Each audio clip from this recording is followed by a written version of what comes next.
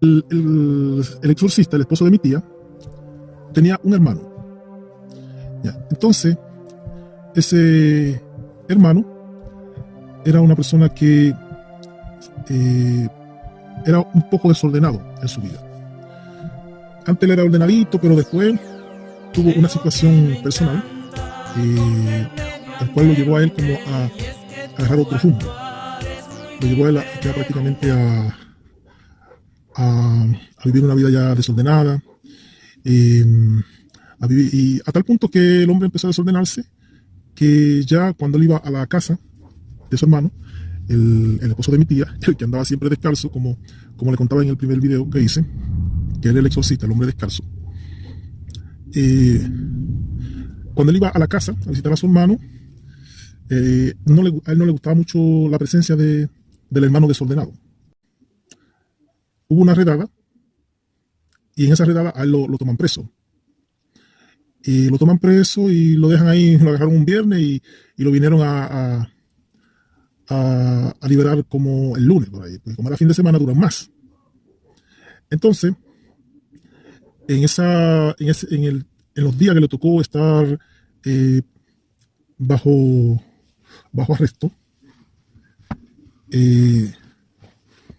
digamos detenido, se le acercó a él una persona que era evangélica, una señora evangélica, se le acercó y le predicó, le hizo un par de oraciones, y parece como que a él le llegó esas oraciones que la señora hizo por él. Ya, ¿por qué? Porque después que ya, el lunes después que lo liberaron, parece que también le habían regalado una Biblia. Él empezó a leer la Biblia, pero a leerla de una manera, ¿cómo se dice? Como de manera muy intensa. Empezó a leerla así como en la mañana, en la tarde, o sea, se la pasaba todo el día leyendo la Biblia. Él despertaba y era para leer la Biblia. Se dormía para dejar de leer la Biblia. Despertaba para empezar a leer la Biblia. Y era así, comía a leer la Biblia. Estaba comiéndose algo, a leer la Biblia. Para donde quiera que andaba con la Biblia. Entonces como que empezó a ir a culto, todas esas cosas. Entonces él como que lo agarró como demasiado a pecho. Lo agarró como demasiado a pecho lo que era el tema de la fe evangélica. Después de eso, él empezó a ir a la casa de mi tía, donde estaba el hermano de él, que era el señor que andaba descalzo, el esposo de mi tía, y que era el exorcista. Y ya como que había cambiado algo. Ya el exorcista estaba contento de que él ya tenía como otra vida, ya salió. De hecho, le pidió perdón a su hermano por todas las cosas que habían pasado, las discusiones. Él le leía, igual le recomendaba a su hermano, que era el exorcista, que dejara eso porque eso no era bueno, que eso no era de Dios. Y ahí el exorcista le decía: ya, pero tú estás con tu creencia y déjame las mías. Y yo, mi padre, somos hermanos, ¿ya? Y sabes que los evangélicos no aceptan mucho lo que son las imágenes. Entonces, en el altar que él tenía, el exorcista, tenía muchas imágenes de muchos santos. Y pasa el tiempo y el hermano iba con mucha frecuencia. Después, un día, ya cayendo como la noche, y cuando de repente llega pero un grupo de gente a visitar al exorcista, al esposo de mi tía, al hombre que siempre andaba descalzo. Yo veo que llega ese grupo de gente así, pero así de repente llegaron. Como era una enramada y la puerta siempre estaba abierta y uno veía todo, la gente entraba, ¿no? Y veo que traen a una señora, a una mujer, no, de hecho no era una mujer de mucha edad. Traían una muchacha, era como de 20 años por ahí, 20, 21, joven, que estaba poseída. Estaba poseída por un espíritu. Y bueno, uno niño al fin, adolescente, uno siempre está como, nada más como uno queda así como mirando la situación. Y sucede que la joven se hacía todo lo que hace una persona que está como poseída. Empezaba a hacer movimiento ahí, a gritar. Eran unos gritos así como de, bueno, como gritan la gente que está poseída, que como que tiran unos gritos y no es de dolor, es como suerte, una cosa así. Sí, es como cuando, claro, había mucha gente que la estaba sosteniendo, entonces era como eso, como que hacía, forcejeaba. Esa es la palabra, forcejeaba con todos. Ya, entonces ahí entra ya a jugar el exorcista. El exorcista inmediatamente ya empezaba como a buscar todas las cosas que usaba para empezar a espantar el espíritu que estaba poseyendo a esa joven. Y cuando está así como eh, haciendo su ceremonia para hacer que la persona se vaya, que el espíritu ese que estaba dentro de esa persona se fuera, de repente la, lo mira con unos ojos así, porque cuando la persona está poseída, tienen unos ojos así como, tratan como de abrir los ojos así como luna llena, lo más que se pueda, y uno tiende a ver los ojos como más grandes, el área blanca como más expansiva, la parte negra de los ojos como que se resalta más. Y yo creo que esta cosa le habla, pero le habla en un tono, empieza a mirarlo y a reírse. Porque el hombre empezó a decirle lo que siempre decía, hacía su oración y decía, te va o no te vas, sal de ese cuerpo que no te pertenece. Y lo que hace es que empieza a mirarlo y a reírse. Y a mirarlo y a reírse. Y en una le dice unas palabras. Le dijo, tu hermano cree que está en lo cierto, pero yo lo tengo confundido. Y empezó a reírse. Y recuerdan que yo le estaba hablando del hermano de él que se había convertido evangélico y que había agarrado la religión o la fe evangélica como se fue como muy al extremo, porque era como muy extremista el hombre. Entonces como que el exorcista más mi tía y mis primos y mis abuelos que estaban ahí presentes se quedaron así como ¿qué quiere decir? Y ahí, bueno, y ahí después el hombre siguió con su ceremonia, porque sacar un espíritu, eso es una cosa, eso no es que él va a llegar y va a decir un par de palabras y va a salir, no, él tiene que batallar. Él tenía que batallar allá hasta una hora tratando de hacer que ese espíritu saliera del cuerpo de esa persona. Lo que dieron estos ojos. Y batallaba y le ponía amoníaco, le tiraba agua bendita, en fin. Hasta que me acuerdo que después todo como que se calmó, la muchacha volvió en sí, porque siempre queda como un agotamiento, siempre quedan como bien debilitadas las personas que están poseídas y una vez que ese espíritu demoníaco abandona, esas personas quedan como debilitadas. Y ya se sentaba, le daban agua, pero se veía como cansada y ya como que cuando el timbre de su voz ya era otro, ya era diferente, era, ya era como la persona en sí. Bien, pasó eso. Eh, ya como a los 2 días apareció el hermano, el evangélico, el extremista. Y llegó, hola, siempre, antes que lo comandan los evangélicos, siempre repartiendo bendiciones. Bendiciones, Dios te bendiga y todas esas cosas.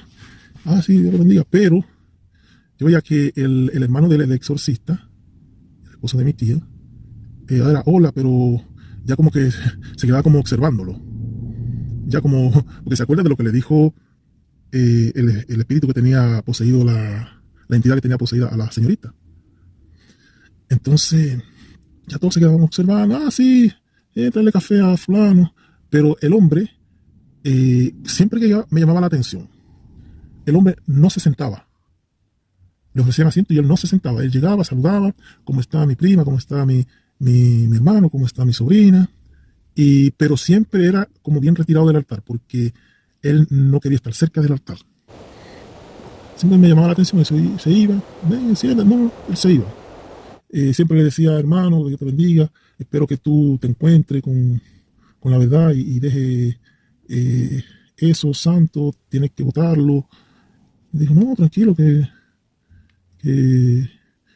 que tú tienes tu creencia y yo tengo la mía, así que somos hermanos y vivamos en paz, que no nos divida una religión, ¿ya? Que no te divida, que tu fe no sea motivo de que nuestros caminos se separen, ¿ya? Bien, ya después la persona volvió como dos veces más, ¿ya? Pero siempre que iba, como que ya no era como cuando al principio cuando él se convirtió, que todo tan feliz, ya tanto así como mirando, porque siempre se acordaban como del espíritu, de la entidad que le habló al exorcista a través de la señorita que tenía poseída.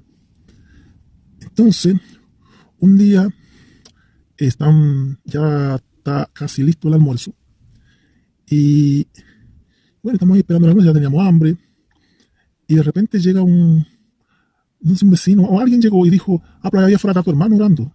Sí, y todo como que miramos y efectivamente, cuando miramos, el hombre estaba como orando con la Biblia en la mano. Bueno, bueno, él va a orar y después va a venir para acá. Ya. Y después cuando ya empiezan a servir el almuerzo, estamos todos almorzando, pero estamos como esperando que llegue el evangélico, porque de hecho a él se le sirvió comida para que almorzara también. Pues si llegó a esa hora, siempre se usa que si llega a esa hora, bueno, hay que brindar el almuerzo también.